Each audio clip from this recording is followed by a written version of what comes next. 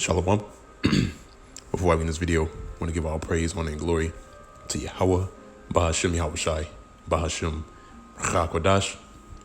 Also as well, double honors to the apostles and the elders of Great Millstone that continue to grow very well to this very day, that's continually feeding the flock through the spirit and power of Yahweh, Bahashem Yahushai. And also as well, shalom to the whole elect that's continually laboring his work and also labor to show forth your diligence to make your calling and election sure in faith, in truth and sincerity, and also in all charity. All right, and the topic of this video is going to be centered around, a recent dream that I had, concerning the times that we're living in today. It's not a coincidence because not too long ago, the Apostle Elder Tahar also had a dream as well, concerning these last days, concerning the hour of temptation, which is spoken about within the scriptures, which we are coming into very soon. All right. And you're going to start to see, certain visions being given to the men of the Lord. Yahweh Bashim Shai is showing us, these different visions and dreams to show us that we are in the time, we are in the last days, that we are here at the cusp of prophecy, and that's why the Lord is showing us these things today. OK. And also as well, he's showing us these things to confirm his word, because these things which are happening now on the planet Earth has been spoken of before. OK, it's been spoken of in ancient times. OK, and that's also written in the scriptures. All right. Declaring the end from the beginning. All right. And so, to go ahead and hop into the topic of this video, this recent dream that I had was concerning the hour of temptation, in which, the punishment that was given to the ones that did not fall in line to their edicts was to be beheaded. Okay. And in this dream, whenever they behead someone, right, they have these little small cages to where they place the heads of the ones that they beheaded. Okay. And, just to give a description of what was going on, basically, it got to the point to where they were after, not to brag or boast or, anything like that or put me in some sort of light. This is for the sake of, giving the Akim, the brotherhood, insight on what is going to take place. Okay. Because we're all going to be put in some sort of situation at that time. Okay. And we're all going to have our different lots, when it comes to the deliverance, out of these times, in the time, especially in the time of the hour of temptation. Okay. But in my case, I was seeing, these different cages, these small cages that were being set up. Right. And for me, they sentenced me to that lot, to be beheaded. Okay. And but the thing is that, it got to the point to where, I was next up in the group of people that was about to be beheaded, and I escaped. Okay. But when I escaped, Esau Edom, which is the true biblical nationality of the so-called white man, he was on my tail. He was after me. All right. Basically I was a wanted man at that point. Okay. And somehow, some way throughout the course of that dream, I ended up returning home, right? And there was one officer that was there, that was waiting on me, okay? And, I eluded this officer, right? And ended up to the point to where I got in my vehicle. It was about to drive off, and the officer, was chasing after me outside of my home to get to where I was, and he stepped in front and on the street, to stop me from going, and I had it in my mind to, just run him over, just drive off and run him over. But it was one particular brother in our camp that showed up and stopped it, and I'm not going to mention his name. One of the brothers, he's one of the head brothers in our camp, right? But he stopped, he basically stopped me from, driving off, And if I remember correctly, basically he was saying that, him and the rest of the brothers in our camp were going to go through a process for me to be forgiven, or for lack of a better term, they were going to go through a process to where they were going to cover me.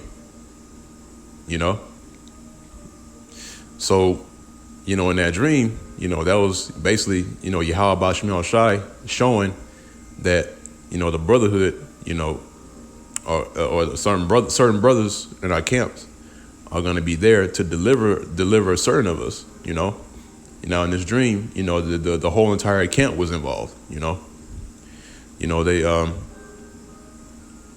were going to make it to where I was going to be pardoned, and escape that, and like I said, this is a dream that I received, and of course, the Lord shows certain things in different dreams and visions that He give us, to giving us signs to what's about to take place. All right. Now, it's not far out of the imagination that, something like this could very well happen. It might not happen exactly the way that, it shows in the dream, because, just how the men of old, when they received visions and dreams, it was a sign. It wasn't, the things that they were seeing weren't exactly, or should I say the things that they were seeing, those were certain signs, which represent, the things which are going to happen today. Okay. So, like I said, in the case of this dream, of course, Yahweh Bashmi Shai, is showing us that, it's going to be a certain of great millstone, which, Lord's will, we're a part of the Hope elect, are going to stand in, all right, and going to be that protection and to deliver, other brothers, because the Lord is going to give us power, okay? He's going to give us spiritual power in that day to be able to escape these things, all right? But that was pretty much the summary of the dream, But of course, the scriptures speak on this, right? And first I want to grab Revelation chapter 3, and this is at verse 10. It says, because thou hast kept the word of my patience, right? And this is the reason why the Lord, Yahweh Bashmi Shai, is causing certain of these things to happen, in the case to where brothers are going to be delivered out of certain situations in that time of trouble. Okay. Why? Because we kept the word of His patience, right? We kept doing the work. We kept, being diligent and pushing out this word in this gospel to other members of the Hope elect. All right. Continuing the ministry.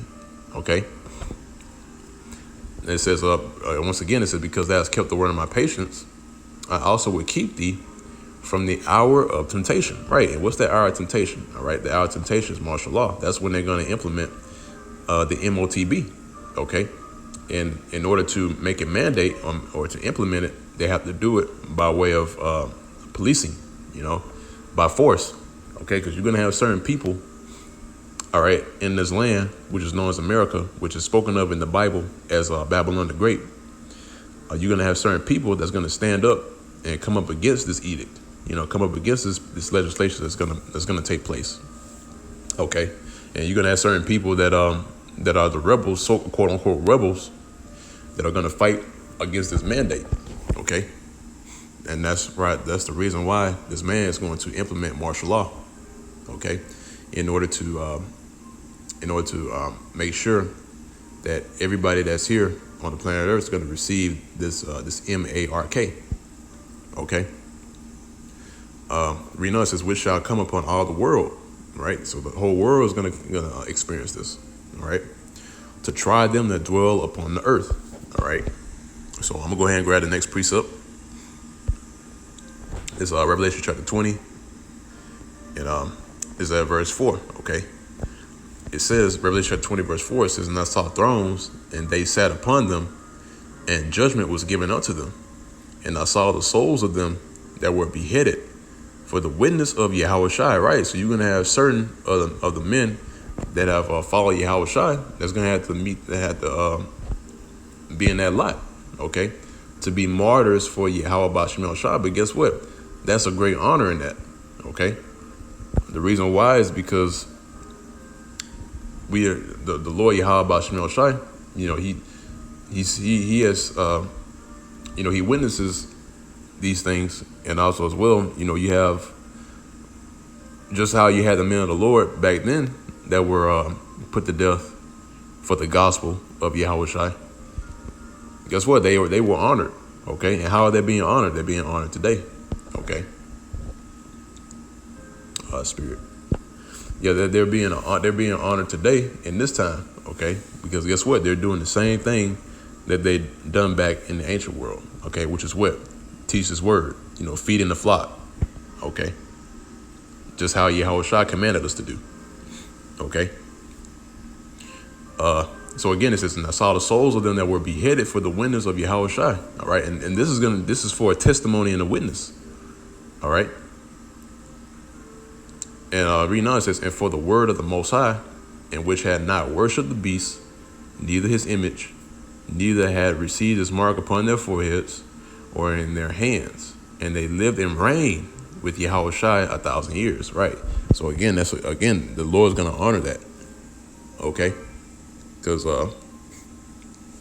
basically you're gonna be the first, one of the first, all right, out of this captivity, or out of this hellhole, this pit, okay?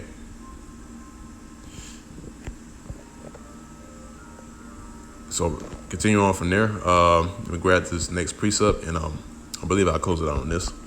So this is the book of 2 Ezra, chapter 15, and this is at verse 14. It says, woe to the world and them that dwell therein, for the sword and their destruction draweth nigh, and one people shall stand up and fight against another, and swords in their hands, right? Like I said, you're going to have different factions here in America that's, going to be going up against each other, okay?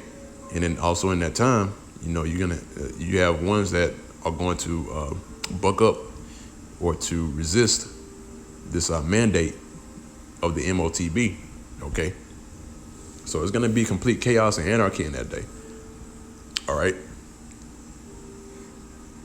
So reading on, it says, for there shall be sedition among men, and invading one another. They shall not regard their kings nor princes, and the course of their actions shall stand in their power, right? So in that time, they're not going to be considering what, the current ruler or the president or these different high-level officials are going to say to them. No, they're going to take the power in their own hands. They're going to take matters into their own hands, right? And they're going to do whatever they feel that they need to do, okay? In order to make sure that they're okay, to make sure that they're good or they survive, okay? Verse 17, it says, a man shall desire to go into a city and shall not be able, right? And this is going to be locked down, man, okay? And if you want to catch a glimpse of it, I know, it recently had a recent occurrence at our camp, right? To where, you had a whole entire area of the city that was blocked off, okay? And also as well, I've been noticing recently that it's a military presence on the roads now. Basically you have these different AMRAPs, convoys that's just sitting on the side of the roads, on the highways, But that's Esau Edom getting ready to bring everything to a close, all right, by him bringing everything underneath his thumb, all right, or underneath his control, all right.